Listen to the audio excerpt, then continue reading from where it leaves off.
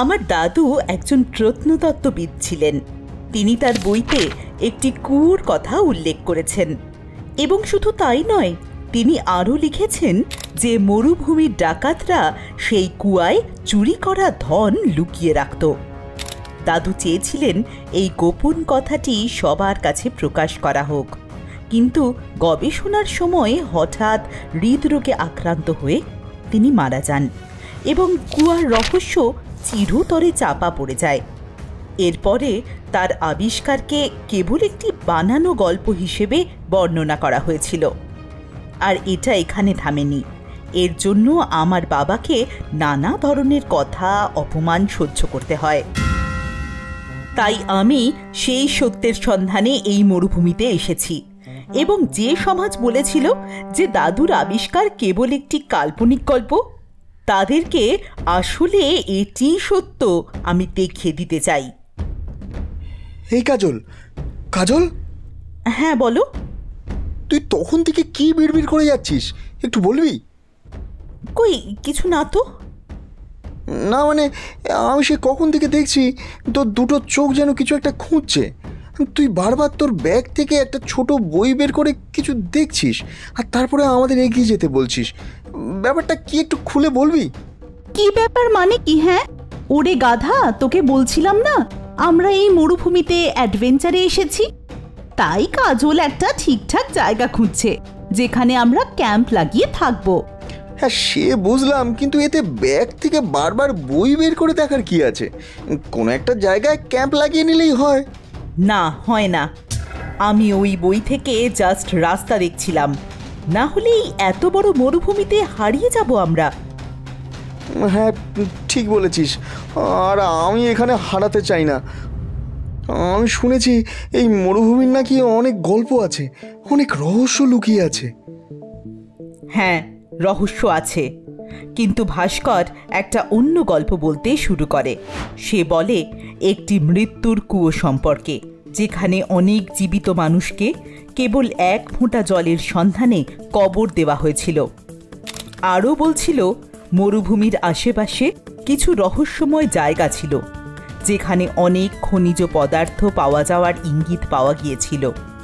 অনেকেই লোভে পড়ে সেই মরুভূমিতে যাওয়ার চেষ্টা করেছিল এবং মরুভূমিতে কোথাও হারিয়ে গিয়েছিল।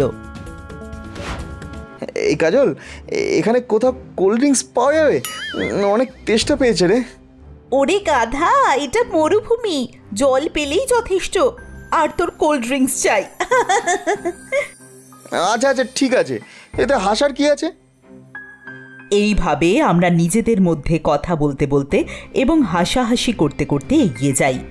প্রায় 1 ঘন্টা পর আমরা এমন একটি জায়গায় পৌঁছলাম যেটার সাথে আমার ম্যাপের অনেক মিল ছিল।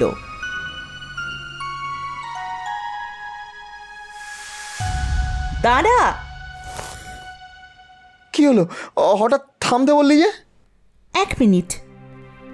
পর পর 3টে বালির পাহাড়, মাঝখানের পাহাড়টা বাকি দুটো পাহাড়ের থেকে অল্প ছোট, আর যেদিকে সূর্যের আলো মাঝখানের পাহাড়টা দিয়ে যাবে সেই দিকে প্রায় 100 ধাপ দূরে সেখানে 3টি পুরাতন স্তম্ভ থাকা উচিত।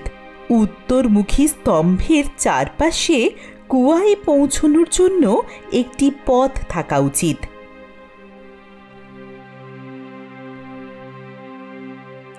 আরে বাবা, কি করতে চাইছিস তুই? আরও একটা ম্যাপ? একটা নিরাপদ জায়গা খোঁজার জন্য এত ম্যাপ দেখার কি আছে শুনি? কাজল, পেয়েছিস? হ্যাঁ, আই থিঙ্ক ম্যাপ অনুযায়ী এই জায়গাটাই হওয়া উচিত। তুই ঠিক করে দেখেছিস তো? ম্যাপ অনুসারে ওই 3টি স্তম্ভ এখানেই থাকা উচিত, এবং তারপর আমরা সেই কুয়োতে পৌঁছতে পারবো। এই তোরা দুজন আমায় কিছু বলবি? আমি কিছুই বুঝতে পারছি না। আর তোরা দুজনে কোন কুয়োর কথা বলছিস?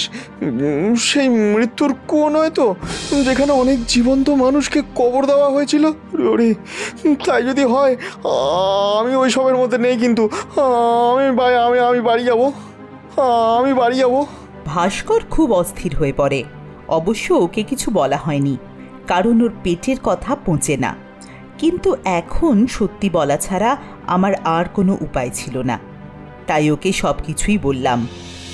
কি কুয়া, মনে হচ্ছে আজ ভূতের দর্শন হবেই হবে। বাবা, একটু চুপ কর ভাস্কর, বাজে বকিস না। তুই আমাদের ভালো বন্ধু, তাই তোকে সঙ্গে নিয়ে এসেছি। নে এবার তাড়াতাড়ি কর, আমাদের অনেক কাজ আছে, তাই না কাজল? হ্যাঁ। এরপর আমরা আমাদের ব্যাগ থেকে জিনিসপত্র বের করে সেখানে একটি ক্যাম্প লাগাই। তারপর কিছু আধুনিক মেশিনের সাহায্যে আমরা সেখানে পুরনো স্তম্ভগুলি খুঁজতে শুরু করি। খুঁজতে খুঁজতে প্রায় অনেকটা সময় কেটে যায়, কিন্তু আমরা কিছুই পেলাম না। কাজল, এখানে যে কিছুই নেই। হ্যাঁ, কিন্তু দাদুর ম্যাপ ভুল হবে না, আমাদের ভালো করে খুঁজতে হবে। আমরা আবার চেষ্টা করছিলাম, ঠিক তখনই রহস্যময় সঙ্গীত বাজতে শুরু করলো। এই সুরগুলিতে অনেক বাদ্যযন্ত্রের শব্দ শোনা যায়। আমরা অবাক হয়ে চারপাশে তাকালাম। তারপর হঠাৎ একটা অস্বস্তিকর নীরবতা নেমে এলো, এক বধির নীরবতা। আমরা বুঝতে পারছিলাম না আমাদের সাথে কি হচ্ছে, আমরা কিছুই শুনতে পাচ্ছিলাম না। আমরা একে অপরকে ডাকছিলাম, চিৎকার করছিলাম, কিন্তু কিছুই শুনতে পাচ্ছিলাম না, একেবারে কিছুই না। তারপর হঠাৎ সব ঠিক হয়ে গেল। এসব কি হচ্ছে কাজল? এইগুলো কি তোর বইয়ে লেখা রয়েছে? না, তেমন তো কিছু লেখা নেই। লেখা নেই? তার মানে আমরা কি ভুল জায়গায় এসে গেছি? আর আমরা বাঁচবো না, আমরা কেউ বাঁচবো না। কাজল, আমি পা নাড়াতে পারছি না, আমার পা, আমার। আমি দেখলাম মালতীর পা আপনা আপনি বালিতে ডুবে যাচ্ছে, সে কিছুতেই নড়তে পারছিল না।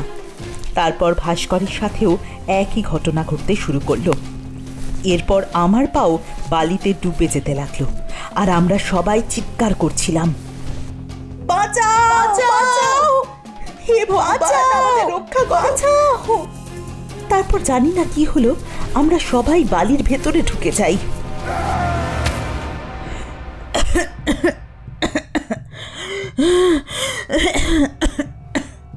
যখন আমি চোখ খুললাম তখন চারদিক অন্ধকার, কিছুই দেখতে পাচ্ছিলাম না। কিন্তু আমি বুঝতে পারছিলাম যে আমি মাটির নিচে ছিলাম। কিন্তু সব ভাবনা চিন্তা ছেড়ে আমি আগে ভাস্কর আর মালতীকে ডাকছিলাম। মালতী, ভাস্কর, তোরা কোথায়? আমি এখানে আছি, তোরা কি আমায় শুনতে পাচ্ছিস? মালতী, ভাস্কর। ঠিক তখনই আমি কিছু একটার সাথে ধাক্কা খেলাম। আমি আস্তে আস্তে সেটা স্পর্শ করার চেষ্টা করলাম, এবং সেটা একটা স্তম্ভের মতো মনে হচ্ছিল। এটা যে একটা স্তম্ভের মতো মনে হচ্ছে। হ্যাঁ, ঠিক তাই তো, এটা একটা স্তম্ভ। তার মানে আমরা ঠিক জায়গায় আছি। তারপর আমার চারপাশে একটা পোড়া পোড়া গন্ধ আসছিল। আমি পিছনে ফিরে তাকালাম, তখন ওই অন্ধকারের মধ্যে একটা আধপোড়া কুকুর ভেসে উঠল আমার সামনে।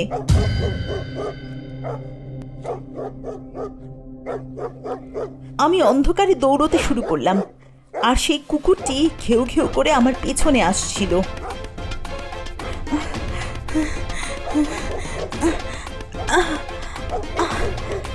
মা!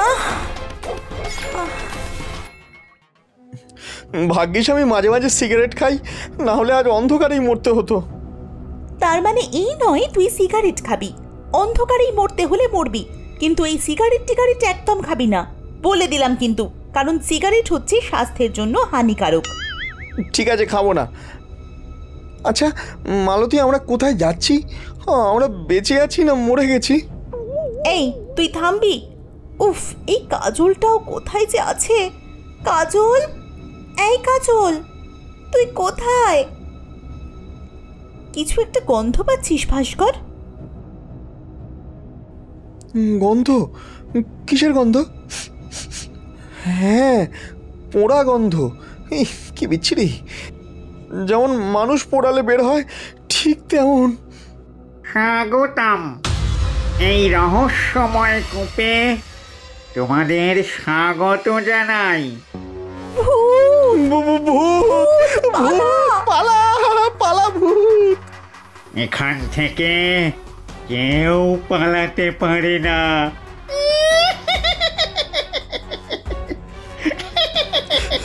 জয় বজরং বলি, জয় বজরং বলি, জয় বজরং বলি, জয় বজরং বলি, জয় বজরং বলি। পালা ভাস্কর পালা। কোথায় পালিয়ে যাবে? তোমরা কোথাও যেতে পারবে না।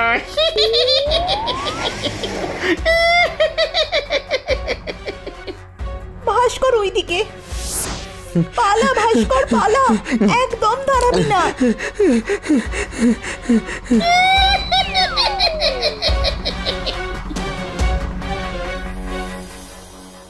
কিছুক্ষণ পর আমার জ্ঞান ফেরে। আমি জানি না ওরা কোথায় আছে, কিন্তু ওদের দায়িত্ব যে আমার, তাই ওদেরকে কোনোভাবে খুঁজে বের করতেই হবে।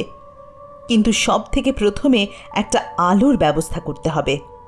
তাই আমার জামার কিছু অংশ ছিঁড়ে ফেললাম আর পাথরের মতো কিছু খুঁজতে শুরু করলাম, যা একে অপরের সাথে আঘাত করে আগুন জ্বলে উঠবে। হঠাৎ করে কিছু জিনিসের ওপর আমার হাত পড়ে। আমি অন্ধকারে কিছুই বুঝতে পারছিলাম না ওটা কি।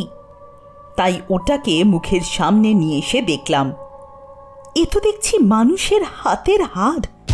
তার মানে আগে এখানে কেউ এসেছিল। আর এর হাতে কি রয়েছে? এটা এটা মনে হয় টর্চ। জ্বালিয়ে দেখি জ্বলে কিনা। আমি বেশ কয়েকবার টর্চ জ্বালানোর চেষ্টা করলাম। অবশেষে টর্চটি দুপদাপ করে জ্বলে উঠল। উফ, ফাইনালি আমি এই অন্ধকার থেকে মুক্তি পেলাম। তারপর যখন আমি টর্চটা নিয়ে চারপাশে তাকালাম, তখন আমার সামনে অনেক নরকঙ্কাল পড়ে থাকতে দেখলাম। ওই কঙ্কালগুলো দেখে আমার মাথা ঘুরতে শুরু করে। কিছু ভাবার আগেই আমার মনে হলো যেন তাদের মধ্যে মাঝখানে একটি নরকঙ্কালের হাত নড়ছিল। আমি ভাবলাম এটা আমার ভ্রম। যাই, মালতী আর ভাস্করকে গিয়ে খুঁজে বের করতে হবে। তারপর হঠাৎ করেই একে একে সব নরকঙ্কাল উঠে দাঁড়ালো। আমি বুঝতে পারছিলাম না এটা সত্যি নাকি আমি স্বপ্ন দেখছি। তারপর কঙ্কালগুলোর মধ্যে একটা হেসে বলল, তুইও মরবি, তুইও মরবি, তুইও মরবি। না,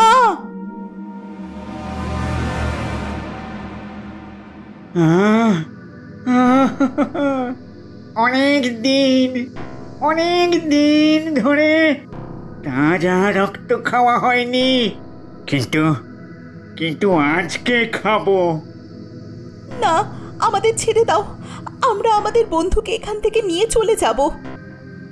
হ্যাঁ গো ভূত কাকু, আমাদের ছেড়ে দাও না। তোদের সময় শেষ। আমাদের ছেড়ে দাও না।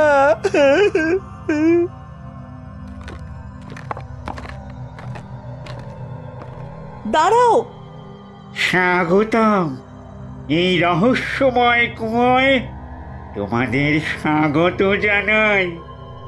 ওদের ছেড়ে দাও ডাকাতের সর্দার, ওদের ছেড়ে দাও। ডাকাতের সর্দার? কে তুমি? আর কি করে জানলে আমি ডাকাতদের সর্দার?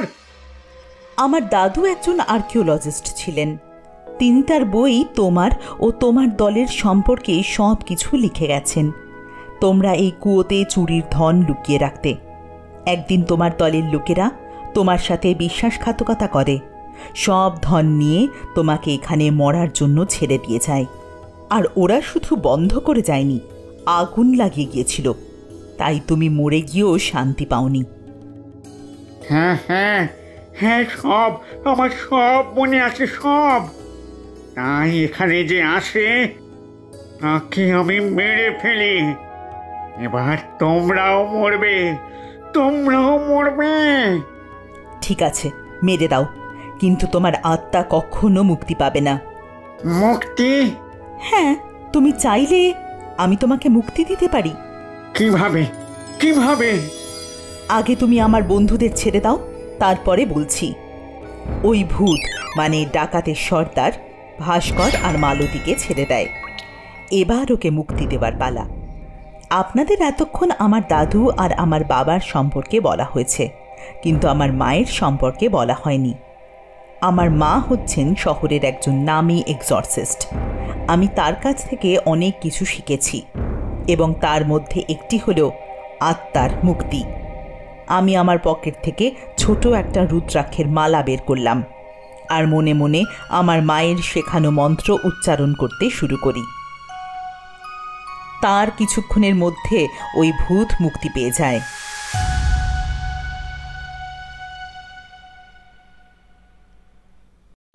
এই কাজল, কি ভাবছিস, যাবি না? ভাবছি আর কেউ দাদুর আবিষ্কারকে বানানো গল্প বলবে না। আমি পেরেছি দাদু, আমি পেরেছি।